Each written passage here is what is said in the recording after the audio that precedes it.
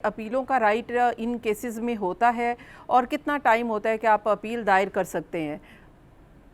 जी 15 दिन का टाइम होता है। टेररिज्म कोर्ट से जो हो तो वो अपील दायर करेगा, वो डिवीजन बेंच के पास जाती है, हाई कोर्ट में जाएगी। जिनको पंजाब में हो रहा है तो वो लाहौर हाई कोर्ट से रुजू करेंगे, और जिनको अगर किसी को इस्लामाबाद से होगा तो वो इस्लामाबाद हाई कोर्ट में करेंगे जी।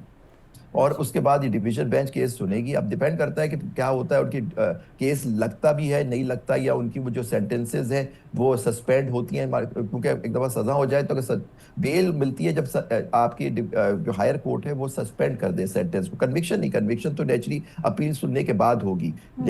लेकिन पॉइंट इज देखिए, अब जमशेद दस्ती के साथ जैसे हुआ कि फुर्ती दिखाई इसने इलेक्शन कमीशन ने, तो हाई कोर्ट ने स्टे दे दिया कि जी आप वो बाई इलेक्शन ना करें, क्योंकि ये पहले डिस्क्वालीफाई करेंगे और बाई इलेक्शन भी अनाउंस करेंगे, ताकि भाई आप उनको वैसे ही दे दें।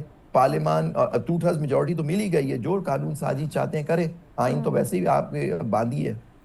अच्छा, दूसरी तरफ अगर ज़ाहिर है कि अपीलों में जाते हैं और पाकिस्तान तहरीक-ए-इंसाफ के ऑलरेडी केसेस काफ़ी पेंडिंग है और डेट भी उनको नहीं मिलती है, सम टाइम तो उन केसेस में ये भी होता है, और अगर ये भी केसेस ऐसे ही लटकते रहे तो फिर क्या होगा? फिर सज़ाएँ प्रैक्टिकली उनके ऊपर अमल कैसे होगा? क्या फिर गिरफ्तारियाँ शुरू हो जाएंगी और डिस्क्वालिफिकेशन जो है वो शुरू हो जाएगी, और ख़ासकर गिरफ्तारियाँ क्या वो हो सकती हैं?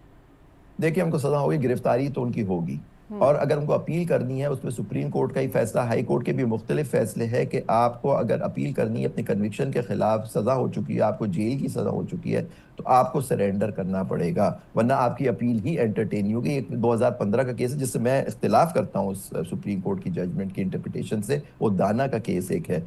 तो लेकिन इनको सरेंडर करना पड़ेगा और इनको जेल जाना पड़ेगा। लेकिन आप देखें, अगर बेकसूर आदमी को एक दिन के लिए भी आप, या कुछ घंटे, 1 घंटे के लिए, कुछ मिनट के लिए भी उसकी आप आज़ादी छीन लें, तो मैं समझता हूँ इससे बड़ा जुल्म और कोई नहीं हो सकता कि एक बेगुनाह आदमी को आप कर दें। और मेरे ख्याल से यहाँ बहुत सारे लोग आप देखेंगे, एविडेंस अगर इंसाफ से साथ हाई कोर्ट सुनेगा, और ये जो आप हमें बताया जा रहा है कि evidence is based on this information के 2 पुलिस वालों ने बात सुनी कि ये साजिश तैयार हुई बनी गाला में या पता नहीं जमान टाउन में, और वहां से फिर ये हुआ, तो मेरे ख्याल से इस बेसिस पे तो इनको सजा नहीं होनी चाहिए। अब लेकिन तो क्योंकि ज़ाहिर है कि क्योंकि सज़ा हो चुकी है। अब आपने जो एक चीज़ बताई है ये मेरे नॉलेज में नहीं थी, और ज़ाहिर है कि अगर ये पीटी जिन लोगों को सज़ाएं हुई हैं और ख़ासकर पीटीआई को तो ये पता ही होगा कि उनको सरेंडर करना होगा। पीटीआई जी तो बिल्कुल। लगता नहीं है कि वो सरेंडर करेगी। पीटीआई अगर वो सरेंडर नहीं करते नहीं, हैं, पीटीआई नहीं, ये ज़ाहिर पीटीआई है को कि सरेंडर नहीं। ज़ाहिर है कि जिन हाँ, लोगों को सज़ाएं हुई हैं, एक्चुअली सारी पीटीआई पार्टी को को सज़ा पार्टी को पूरी। सरेंडर नहीं कर, पार्टी को जद्दोजहद करना चाहिए। और देखिए, आप खुद तो कह रही हैं उन लोगों को, उनकी तारीफ हो रही है जिनको सजाएं हुई है, तो जाके वो सरेंडर करें। और पहले बहुत सारे लोग तो जेल में ही हैं। अब देखें, जैसे मैडम यास्मीन राशिद हैं, वो ऑलरेडी जेल में है। वो अब्दुल रशीद साहब हैं, वो लोग कई, वो तो 2-2 साल से जेल में बैठे हुए हैं, तो नहीं, उनका जैसे क्या होगा वो। ऑपोजिशन लीडर हैं उमर अयूब साहब हैं, जो जाहिर है कि जो सिग्निफिकेंट लोग हैं पार्लियामेंट में, जो बैठे हुए हाँ, लोग हैं। देखिए मैं पार्लियामेंटी समझता हूँ कि लीडर अगर जरताज गुल साहिबा जी हैं, सेनेट के ऑपोजिशन लीडर फिर शिबली फराज साहब हैं। तो ये सारे लोग जिनको सजाएं हुई हैं, इनको देखिए इनके हवाले से मैं पूछ देखिए, रही हूँ। अनलेस हाई कोर्ट समझे कि बहुत ही जुल्म हो रहा है, और ये आपके लोग देखिए, लाखों लाखों वोट लेके ये लोग आए, आप उनको डिस्क्वालीफाई, पहले आपने उनकी सीटें छीन ली, पहले आपने उनको इलेक्शन नहीं लड़ने दिया उनसे, उस चीफ जस्टिस ने बल्ला छीन लिया था उससे, इस जमात से। तो आप देखिए, उसके बाद इनकी रिजर्व सीट्स, उनको सुप्रीम कोर्ट के फैसले के बाद सुप्रीम कोर्ट 26वीं तरमीम वाली बेंच, कॉन्स्टिट्यूशनल कोर्ट ने उनसे वो ले लिया, उनको रिव्यू कर दिया और कहा सीटें बांट दो, उसके अंदर बंदर बांट हो गया सीटों का पॉलिटिकल पार्टीज में।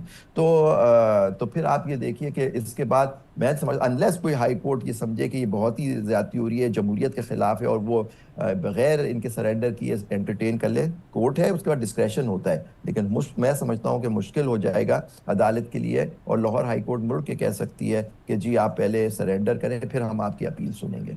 राइट। और दूसरी तरफ अगर पार्लियामेंटेरियन है तो वो डिस्क्वालिफिकेशन से पहले ही वो डिस्क्वालिफिकेशन होगी, फिर उसकी गिरफ्तारी होगी, ऐसे ही है? नहीं नहीं नहीं नहीं नहीं, ऐसी बात नहीं है।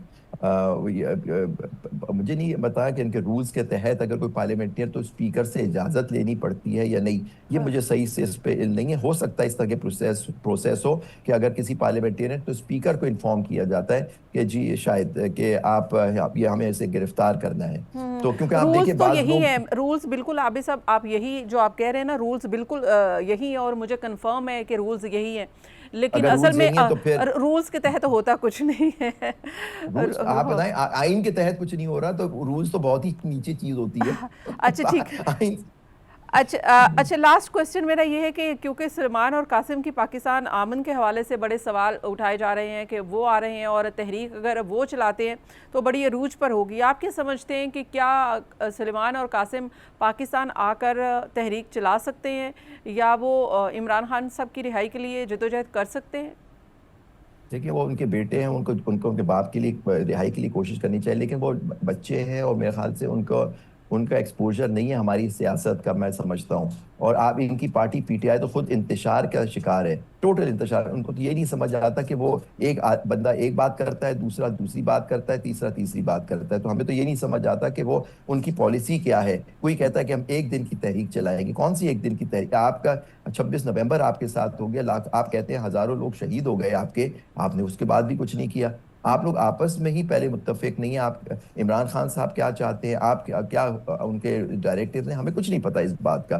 तो मैं नहीं समझता कि कोई तहरीक इसमें कामयाब हो सकती, क्योंकि आप देखें रियासत ने हमारे, देखें आपके पास पुरअमन तहरीक चलाना है या प्रोटेस्ट करने का आपका आर्टिकल 16 आपको आइन का हक देता है। लेकिन आपने देखा कि यहाँ तो उनको पॉलिटिकल पार्टीज को, ऑपोजिशन पार्टी को वेन्यू नहीं मिलता। किसी होटल को बुक कराए तो होटल को थ्रेट कर दिया जाता है कि जी हाँ, हम आपको बंद कर देंगे, ये कर देंगे, वो कर देंगे। तो आप जिस मुल्क में आइन और कानून की कोई बात ही नहीं कर, बालादस्ती ही नहीं है, और जहाँ जबर की हुकूमत हो, तो वहाँ कासिम और सलमान साहब, सुलेमान जो आएंगे, अगर उनके लिए आई थिंक इतना आसान नहीं होगा। और लेकिन तो वो कौन उनके ब्रिटिश लिए, नेशनल है, वो ब्रिटिश नेशनल है, कानूनी तौर पर क्या वो पाकिस्तान की अमली सियासत में हिस्सा ले सकते हैं? एक तो पॉइंट ये है। दूसरा ये कि नहीं, जाहिर है कि उनको एक बैकअप भी तो होगा ना ब्रिटिश गवर्नमेंट का, क्योंकि वो ब्रिटिश नेशनल है। तो यहाँ पे ये इस हुकूमत के लिए आसान नहीं होगा कि उनके ऊपर हाथ डाले।